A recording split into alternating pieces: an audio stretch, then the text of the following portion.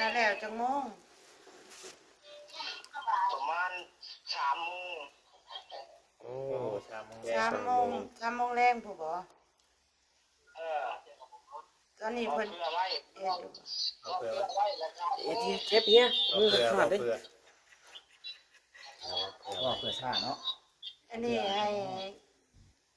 ข่อยเอาเครื่องไปก่อนบ่สิไปส่งเพิ่นว่าเพิ่นถามว่าให้ท่าหรือว่าแนวใดสิใส่รถจะเร่งได้บ่หรือว่าสิ ครับไปก่อนก็ไป ไปก่อนเนาะ เออ จะได้พาเพิ่นไปก่อน เจ้าแล้วรถก็นำไปอยู่ห้องเด้อ เออ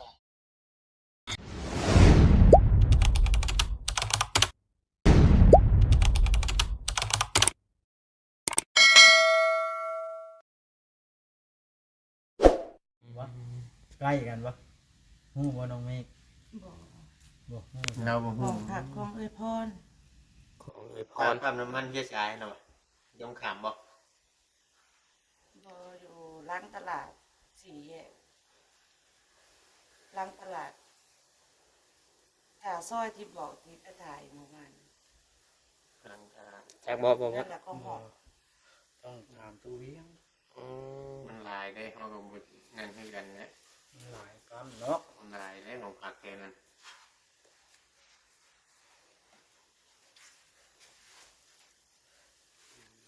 เป็นจังไดสิไปก่อนบ่หรือว่าถ้าพอจ้อยแล้วก่อน จะเอาเครื่องไปก่อนก็ได้ เราต้องโทรถามพ่อจ้อยก่อนได้เนาะ เราว่าดาวมีเวียกพอเอาผมไปส่งก็ได้ เอาของมาส่งแล้วเจ้าก็ไปพร้อมได้เดี๋ยวนี้นะเพราะว่าบ่ได้ บ่แล้ว บ่ได้เนาะ เครื่องของเนาะ แล้วมาไป ไอ้จิแจ็คเนาะ ว่าใช่ บ่จักเลย นั่น บ ว่า ริเวณหัวได้เนาะแล้วมาไปบริจักหอ บ่จักแท้แล้ว นั่นแหละจะบอกให้เรา คือว่าไปอันพอจอยก่อนเนาะแปลว่าเพิ่นสิแล้วเด้อบ่นะโทรถามเบิ่งก่อนหั่นนะ คุยเบิ่งกับพ่อจ้อยก่อน แม่ พ่อจ้อยเว้าว่าถ้าไปพร้อมกันนะสัญญาณมันค้ำเนาะ อืม ค่อยนะ จะซั่นบ่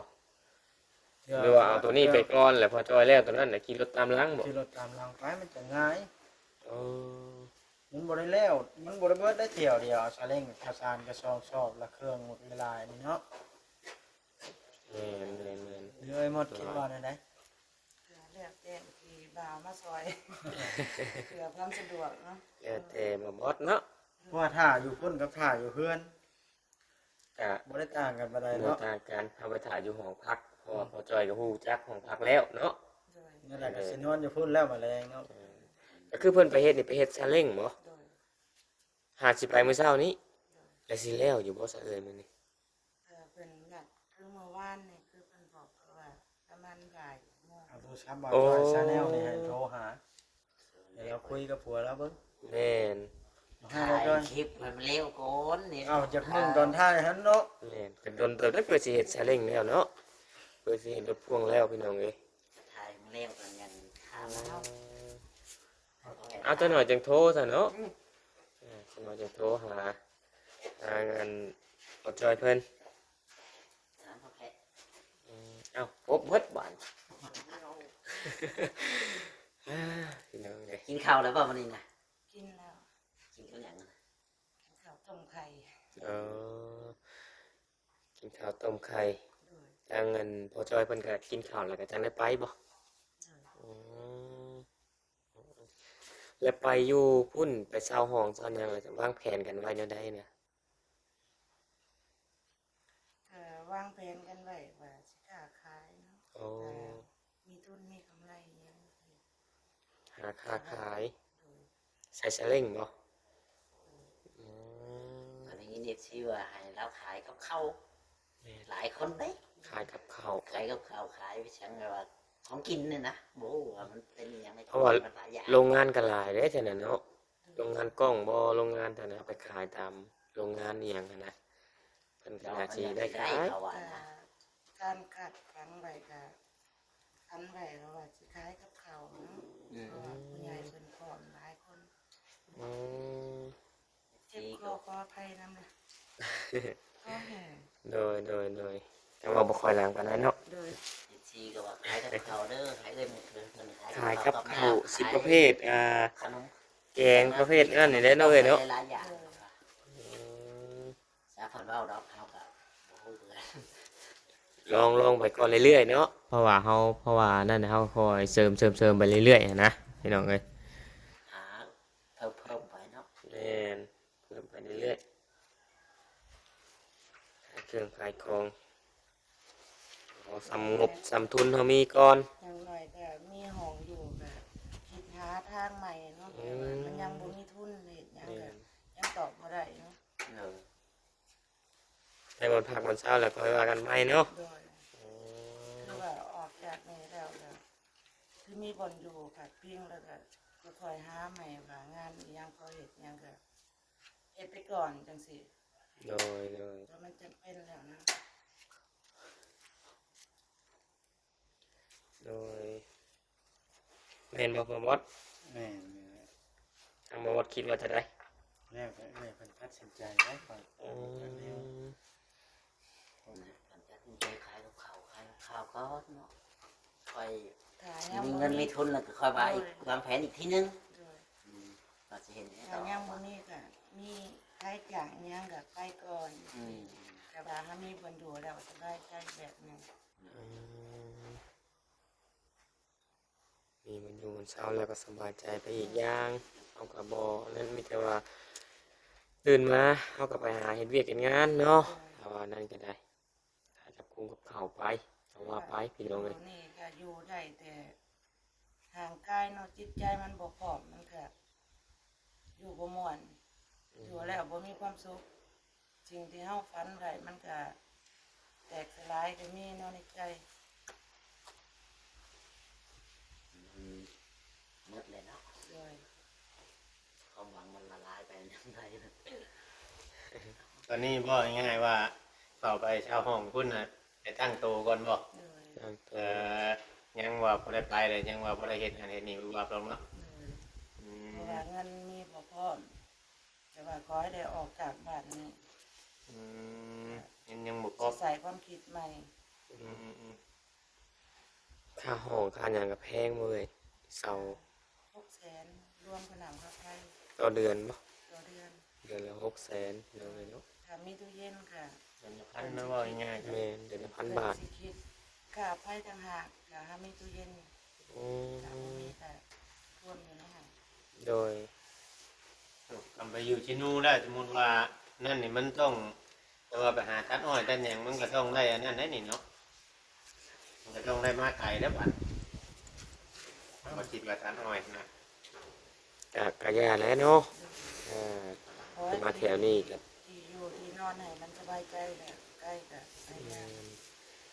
ใครดอกถ้าแดนแถวนี้มาตัดองค์ตัดน้อยก็ได้กระบอกไก่เป็นไรเนี่ยผมยังเอามากับทางธรรมดาอยู่รถจักรเนาะ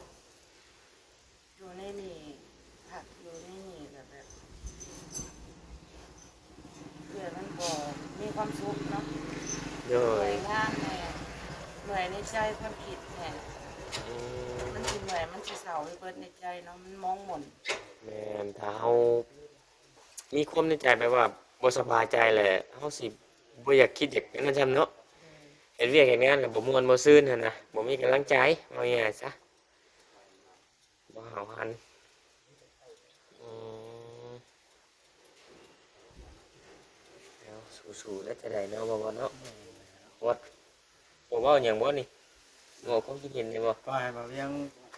สัมภาษณ์ก่อน โอ้ เอ้าแม่โทรศัพท์ไป เอ้า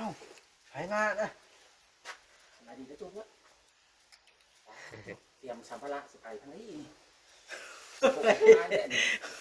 อย่าไปทาจากหัวแล้วเด้อไอ้ตัวโอนะ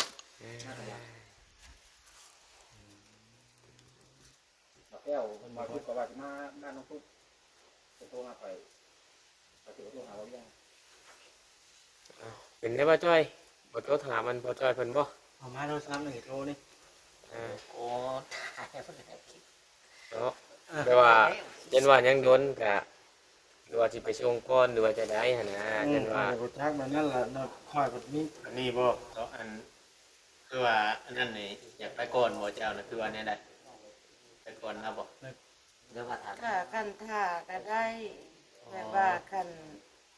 เจ้าอิงการแต่บ่บดผู้ที่ว่า ผู้คนสิพาไปเนาะ โดยแบบว่าคันมีเวียกก็ไปส่งก่อนก็ได้ถ้าว่าบ่มี ก่อน เวียก แล้วมี ก็ อยู่ กลับมาใหม่อีหยังจังนี้ก็ได้เพราะว่าแล้วแต่อิงตามแต่บ่บดไปส่ง เอา เนาะ เครื่องของ เพราะว่า ไปก่อน คอย ได้ สิ เนาะ เว้าแบบนี้คันว่าแนวใดก็สิไปมานี่อยู่แล้วนะไปก่อนเลยแล้ว เพราะว่าคันสิท่ากันในค่อยก็พาไปเฮ็ดแนวอื่นหั้นนะ อ่า ในช่วงแล้วล่ะแม่น อยู่ห้องอยู่หยังท้า แม่นเพราะว่าพ่อจ้อยก็สิตามไปอยู่แล้วได้ยามใดก็ได้แล้วล่ะขี่ตามไปเราหูจักอยู่ห้องเนาะ แม่น อยู่หั่นก็บ่ได้เปรี้ยวหรอกว่าบ่เป็นตาย่านปานใดก็เนาะ แม่นแม่นแม่นแม่นก็ก็ดีคือกันได้เนาะ แม่น ก็มีเหตุผลก็ถือว่านั่นคือการพี่น้องเอ้ยถ้าถามพ่อจ้อยก็ไปสบายดีเด้อ สบายดี ไป เด้อ เลย อ่ะสบายดี นั่งนั่งยังไงนี่ฮะตกลงกันนะบ่นี่ เนาะ ตกลงกันเรื่องได้ เอาสิเอาไปทางไหนคือว่าเห็นกระสอบขึ้นหลายตั้งศาลาอยู่เนี่ย สั่งให้น้องใหม่นะ สิไปอันสารเรื่องหอไม้ เด้อ เป็นยังไงซะสลอกสะเล่งพอดใส่แล้วเต็มหมด ยังบ่ได้ พอจอยยัง เงินยังไกลกับเงินอยู่เพิ่นเกือบอยู่ตามโทรหาเราหน่อยว่ายังเพิ่นเกือบ มา ทางเป็นร้านเป็นไรสามโมเนาะ แม่นพ่อจ้อยยังถ่ายคลิปอยู่จะหน่อยแล้วโทษเนาะ โอ้ตอนนี้แหละ มาให้กำลังใจโทรนะ ไปหมดคุย เออ พ่อจ้อยกำลังโทร เพราะว่าเราในท่าเชียวชะเล่งคนเนาเธอให้คอยเข้ามาตอนแรกเธอคอยไปทั้งไกลแล้วมันแบบ ยากเนาะ นะโมเมนต์อื่นเนาะอยากช่วยเราให้มันง่ายนี่แหล้ว แม่บอกว่ายัง พอเราเสร็จแล้ว เดิน เอา ใน ไป ข่าว อำหลัง แล้วดิ ก็ได้อยู่ ไม่ว่าพอจอยว่าโอ้ยไปรถหมดแล้วคอยจะชะเล่งเที่ยวเอาก็แล้วแต่เราได้นั่นก็ให้ว่าบุพเอาไปถ่าไปพร้อมกันนะเราว่าแบบนี้นะมันว่าไปก้อนรถให้ดีแล้วเนาะเอาขากลับออกก็เอาไปส่งเลยเราก็ถ่ายอยู่พุ่นเลยเมียเรานะระยะเอายะ เครื่องน่ะแม่น เมียเรา หมัดเท่านี้บ่เครื่องก็เท่านี้เนาะ มีตัวนี้แล้วก็มีข้าวท้องสอบอยู่ มีแล้วครับ โอ้มีเข่าอีก เราชอบครับ คือว่านักน้ำตัวเข่าหน่อยเนาะ คันว่าซาเล้งเนี่ยสองเที่ยวเนาะเพราะว่าเครื่องอีกเขาอีกจะไกลเติบบัดนี่ เล่นบ่พอลูก ตั้ แม่ งข่าว เร่งทั้งสองคัน ครับเดี๋ยวเดี๋ยว สองเที่ยวคันเดียว ฉันสติดเลยขอไปจัด ติดอยู่ ติดแล้ว ติดละติดละ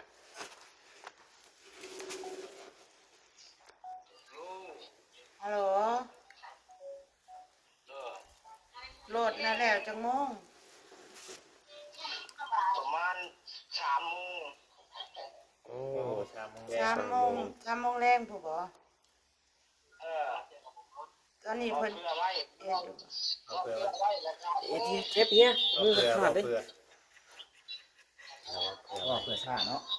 อันนี้ให้ข่อยเอาเครื่องไปก่อนบ่บ่สิไปส่งเพิ่นว่าเพิ่นถามว่าให้ท่าด้วยแนวใดสิใส่รถจะเร่งได้บ่หรือว่าสิ ครับไปก่อนก็ไป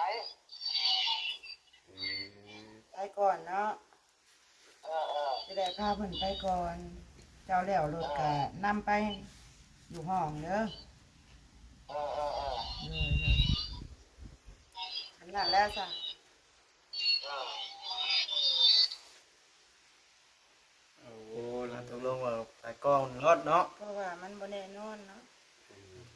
บางที มีลูกค้ามา เอาไปเถอะ บางเทื่อมีลูกค้าเข้ามาแบบฉุกเฉินแน่ ว่า ก็เลยว่า3 โมงเนาะ ว่า3 โมงอยู่บางทีอาจจะเลื่อนไป4ก็เป็นได้เนาะ4หรือ5ได้นะ 6 7 ถ่าย 8 คลิป 9 เร็วก็ได้ยังไงไม่ ไกล ว่า บ่ เล ได้ ย นะบอกว่าคันแล้ว3 โมงนี่ มันบ่ได้ยอมถอด ออกจากพี่ไปฮอดพุ่นนี่เป็นชั่วโมงพุ่นเลยเนาะ4 โมงบ่ได้ฮอดพุ่น บ้านบางนาวบ่บ่เราไปนะ นี่แหละเนาะ น้ำเหนือมันน้ำใต้บัดนี้ แต่หมดก็บ่ฮู้ ท่านเหนือจากไทย เลย เพราะว่าเป็นบ้านใหญ่และบ้านนาวนะ เจ้ายังบ่ได้ไปเบิ่งจักเทื่อบ่บ่นั่น ยัง รถเร่งเอาอะไรจังฮู้สิไปบ่ คือโตติดต่อเปล่างานอยู่ อ๋อมันเบามานั่นบ้านดงเงี้ยวนี่บ่ โดย อ๋อเพิ่นเคยไปติดอยู่หั่น แม่ อืม ติดเส้นอยู่หัน อ๋อ ไปติด ว่าจะเอาไปเบิ่ง เท่าไหร่ก็ไปติดเนี่ย 2 ล้าน 2 ล้าน บาท กีบ2 ล้านกีบบ่บอส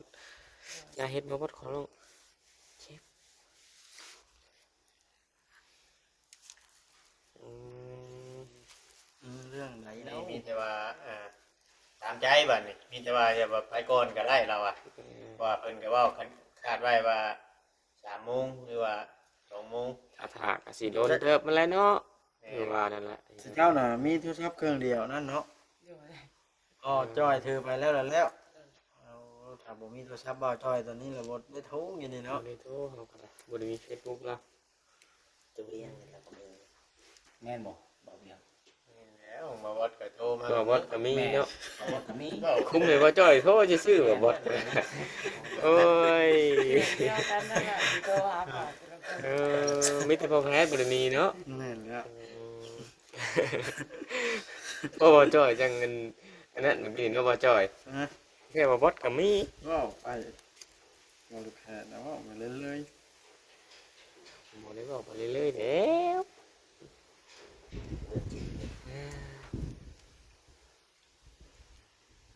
ถือว่าค่าห้องค่าหยังก็ได้จ่ายเป็นที่เยี่ยมห้อยเนาะจ่ายเบิดเลยบ่หรือว่าจ่ายครึ่งหนึง ถ่ายไว้เลย จ่ายเบิดเลยนี่เรียกว่าย้ายเครื่องของเข้าไปอยู่ได้เลย แล้วนี่มีเงินเท่าไหร่บัดนี้อยากไปลงทุนบัดนี้ มีเงินอยู่1 ล้านแต่ว่ายกออกไปปอกเติมน้ำมันเอาไปเอง เออมันก็คือว่ายังเฮ็ดหยังบ่ได้แล้วบัดนี้เนาะ โอ้ ยังบ่ได้แล้วเงินล้านเดียว เป็นด้านเดียว บ่ฮอด เรา ละ ก็ใช้ซาเล้งยังยังเนี่ย เจ้าของให้ทางอันอาจอยไปใช้น้ำมันอีกบ่ฮอดล้านบัดนี้ นี่ คือว่าเนี่ยแต่ว่าใช้เสื้อผ้านี่มันใส่ทุนละ ขายเสื้อผ้า น้ำเลยสมมุตินะ โอ้แมนแมนแม มือน สองอยู่ห่างแต่ว่าสมมุติเราซื้อมาหน่อยกะคนก็บ่อยากเลือกเนาะ แมน ทำมาหน่อยคนบ่อยากเบิ่งนะมันหน่อย แต่ว่า เห็นว่าเราไปถกแต่เถื่อเนาะบ่ว่าของเข่งเข่ง ๆบ่ได้น้อยเนาะ บ่ได้หน่อย ตามเมียเราไป ขายกับข้าวขายน้ำขายหยังไปเนาะก็สิได้อยู่เอ้าบ่วัดเปิดแล้วนะ ไปอยู่ในเมืองนั่นเกินอาจจะมีความคิดใหม่หน่อยหมู่เนาะมันไปอยู่บอนชุมชนหรือว่าบอนอยู่บอนนั่นคนหลายเด้นั่นเกินมีความคิดดีๆขึ้นมาใหม่เราก็ยังบ่ฮู้ว่ามันสิไปแบบใด